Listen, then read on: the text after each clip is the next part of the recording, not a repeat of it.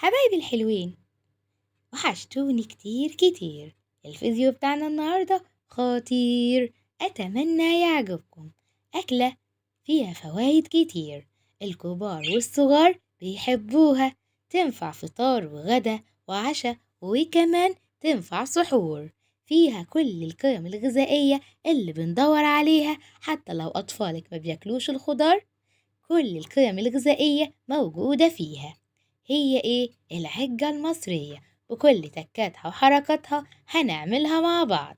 يلا نسمي الله ونصلي على الحبيب، قلبك يطيب واوعوا تنسوا اللايك يا حلوين. معانا بطاطاية متقشرة ومتوسطة، ومعانا كمان خضرة بقدونس وكزبرة، معانا طماطم، ومعانا كمان بصلاية متوسطة، ومعلقة صغيرة هريسة شطة، ومعانا كمان بيض بعدد أفراد الأسرة حسب عدد أفراد الأسرة. تمام. بعد كده جهزنا بقى كل المكونات: البيض والبطاطس والخضرة. والخضرة هناخد نص حزمة بقدونس ونص حزمة كزبرة، الاتنين مع بعض بيدوا ميكس طعمه حلو في الأكل. البطاطس هنقشرها ونغسلها ونقطعها مكعبات ونسلقها. والبطاطس ما تحاولوش تكتروا منها علشان كترها طعم العجة ما يغيرش، وكمان ما تفتولش منكم وانتوا بتحمروها أو مدخلينها الفرن. تمام. والبطاطس زي ما قلتلكم لو هتيجوا تحمروها يبقى نرش رشة خل خفيفة، لو هتهرسوها يبقى مش هنحط معاها إلا غير ملح بس. تمام. وتسيبوها تتسلق خالص، وياريت تغطوا الحلة علشان تقدر يبقى كلها مستوية شبه بعضها. والمية كمان اللي تغطيها لازم تبقى مغطية البطاطس كلها، علشان وانت بتهرسيها تبقى سهلة في ايدك، ما تبقى صعبة. لو انت حابة بقى تحطي وانت بتهرسيها معلقة لبن بتبقى حلوة قوي، او معلقة مايونيز بتبقى حلوة قوي وانت بتهرسي البطاطس للعجة. خلصنا تقطيع البطاطس، هنحطها في الحلة ونغطيها بالمية زي ما قلتلكم، ونحط رشة ملح خفيفة. تمام. وافتكروا ان انتوا حطيتوا ملح على البطاطس، ما تكتروش الملح في البيض. هنرفعها على النار ونجيب طاسة، هنقطع البصلاية مكعبات متساوية صغيرة أو تبشروها زي ما تحبوا، بس لما تقطعوها مكعبات صغيرة بتاخد الطعم، وكمان لو هتبشروها هتنزل مية أكتر ما تقطعوها صغيرة. هناخد 3 معالق زيت، لازم البصلة تتحمر في زيت، هنصفي الزيت ده مش هنستعمله غير لما نيجي نحمر العجة. البيض بقى ياريت نفتحه في طبق خارجي قبل ما نحطه في الطبق الكبير، علشان ما يكونش بيضة فاسدة تبوظ البيض كله. تمام. بهارات العجة سهلة وبسيطة ومش كتير، وما تحاوليش تكتري من البهارات علشان ما تغيرلكيش الطعم. هنحط بقى على البيض رشة ملح، فلفل، كمون، كزبرة ناشفة، شطة وكركم، ورشة خل، ورشة بيكنج باودر على البيض. البصلة معانا خلاص بدأت تغير لونها، والبطاطس كمان بدأت تغير، كمان البطاطس بدأت تستلق معانا. هنحط بقى على البصل بدأ اهو يبقى يميل للون الذهبي معلقة الهريسة، وده اختياري مش بتدي أي طعم حرارة في العجة. هنحط البهارات اللي قلتلكوا عليها، الخل بقى بيمنع زفارة البيض مع الفلفل، والبيكنج باودر بيدي تنفس كده للعجة. أنا ما حطيتش دقيق خالص على العجة، بالرغم كده طلع سمكها حلو وطعمها جميل، جربوها هتدعولي. رشة الفلفل بقى بتدي نكهة حلوة، وكمان رشة النعناع بتدي ريحة حلوة للعجة. ما تحاولوش تكتروا من البهارات زي ما قلت لكم، ونرب بقى البيض مع بقية البهارات علشان يمتزجوا. خلصنا وحطينا البهارات بتاعتنا، وبدأنا بقى علشان سيبنا البطاطس تتسلق والبصلة مع بعضها، نحط بقى معلقة صغيرة بيكنج باودر وكمان زيها خل، ونقلب كل ده مع بعض وما نكترش ملح.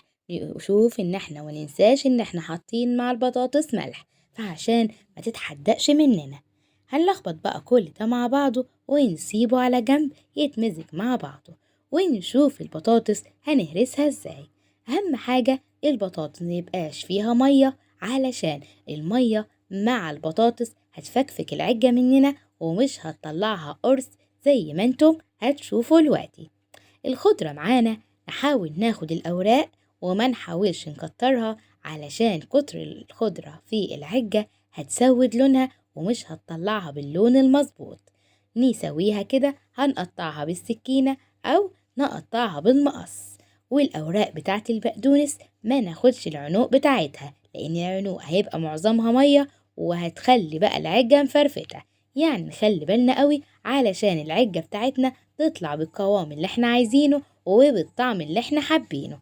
خلصنا بقى تقطيع الخضرة مع بعض، نضيفها للبيض ونقلب مع بعض. أنا استعملت هنا نص حزمة كزبرة ونص حزمة بقدونس. تمام. خلصنا بقى تقليب الخضرة مع البيض، نشوف بقى البطاطس هتتهرس معانا مع بقى بقية المكونات. والبصل بتاع الزيت بتاع البصل هنصفيه ونستعمله فيه بعد كده دهن بقى الصينية، لو حابة تدخليها الفرن أو تحطيها على الطاسة وانت من فوق. شايفين اهو مفيش فيها زيت. البصلة بقت لونها ذهبي مع ربع معلقة كبيرة هريسة شطة، وده اختياري بس بتديها طعم وريحة خطيرة. نقلب كل ده مع بعضه ونجيب بقى طماطماية واحدة، وده بيدي طعمها حلو وكمان بتزود القيمة الغذائية بتاعت العجة. وحاولي تحطي الطماطماية يكون لونها حلو. هنقطعها مكعبات صغيرة زي ما حضراتكم شايفين. أهم حاجة ما تخليش الطماطماية تستوي قوي علشان ما تطلعش مية في العجة. خلصنا كده بقية المكونات، لسه البطاطس بس. حاولي بقى ان البطاطس تهرسيها قوي علشان ما تبقاش مكلكعة منك في العجة. حطينا بقى الخضرة مع البيض بقية المكونات، نهرس بقى البطاطس بالهراسة بتاعتنا ونضيفها بقى للبيض وبقية المكونات. حطينا بقى البطاطس دي بطاطاية متوسطة الحجم. بعد كده لو انتوا هتحطوا العجة في الفرن يبقى تبدأوا تسخنوا الفرن على درجة حرارة 200، علشان أول ما العجة تدخل تتشمع من بره وتبدأ تستوي على طول وما تفرولش منكم زي ما أنا قلتلكوا في أول الفيديو. هنعملها النهاردة على طاسة معانا فيها مسحة زيت من بتاع البصل اللي احنا مصفيينه يسخن.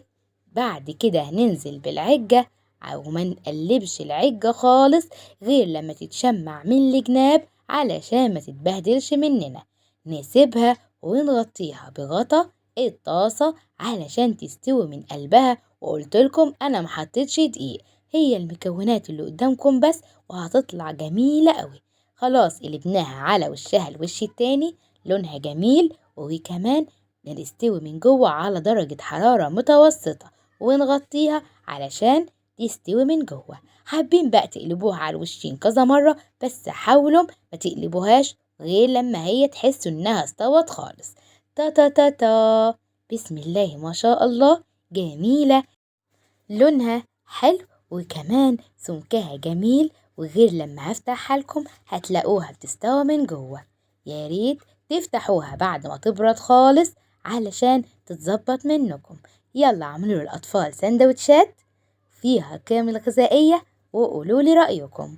لو عجبكم الفيديو اوعدوني لايك وشير وتعليق حلو منكم، ولو مزيد من الأكلات اشتراك في القناة.